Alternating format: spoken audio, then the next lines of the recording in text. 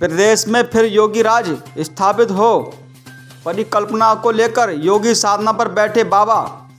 चुनाव परिणाम आने तक जारी रहेगा साधना। गौरक्षा प्रबंधन की खामियों को लेकर लखनऊ तक करेंगे पदयात्रा। प्राचीन मणि नौसेना मीरगंज बरेली के महंत हैं बाबा मनुगिरी जी महाराज।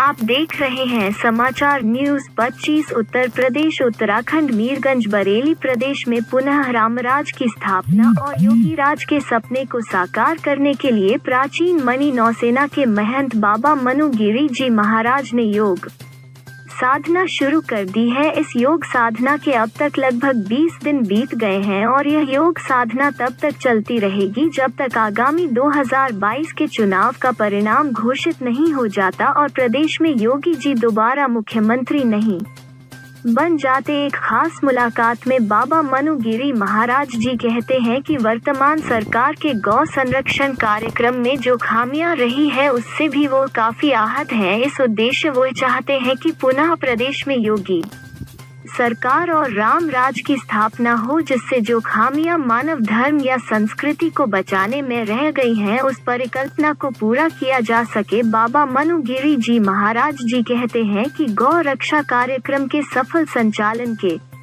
लिए संतों का आश्रय नितांत आवश्यक है। इसके लिए वो नौसेना मीरगंज बरेली से लेकर लखनऊ तक पदयात्रा करेंगे और योगी जी को एक सुझाव ज्ञापन स्वयं प्रदान करेंगे। यहाँ बता दें कि बाबा मनुगिरी महाराज नौसेना मणि पर पिछले 8 वर्षों से कड़ी लगन के चलते सेवा कार्यों के कारण अपनी अलग पहचान बना चुके हैं। उनके निर्देशन में शेरगढ़ धर्मपुरा समेत 8 मणियों का सफल संचालन किया जा रहा है। वर्तमान में बाबा मनुगिरी महाराज राष्ट्रीय योगी सेना की बरेली जिला के संगठन मंत्री हैं। गो पशुधन पर होने वाली तमाम घटनाओं का पर्दाफाश कराने और उनके स्वास्थ्य सुरक्षा में अपने दायित्वों का निर्वहन कर रहे हैं। उनका कहना है कि 12 फरवरी को उनके शिष्यों द्वारा 101 कलश जल से स्नान कार्यक्रम प्रस्तावित है। तदुपरांत 12 से 18 फरवरी अन्न त्याग का कार्यक्रम रखा गया है। कुल मिलाकर बाबा मनुगिरी महाराज गौ रक्षा के साथ साथ प्रदेश में राम राज की स्थापना के लिए किया गया प्रयास काफी चर्चा का विषय बना हुआ है। आइए जानते हैं उनकी जुबानी। बाबा मनुगिरी महाराज जी, आप नौसेना मणि के महंत हैं और पिछले 1 तारीख से आप इस महायज्ञ में बैठे हैं और ये महायज्ञ का जो प्रोग्राम है वो आपका 1 महीने तक चलेगा। तो इसके पीछे मूल उद्देश्य क्या है? मेरा मूल उद्देश्य है जन कल्याण के लिए ये तपस्या है और माननीय मुख्यमंत्री जी दोबारा कुर्सी पे बैठे, इसके लिए तपस्या चल रही है। और महाराज जी जब कुर्सी पे बैठ जाएंगे तो इसके बाद हमारे उत्तर प्रदेश का जो गौ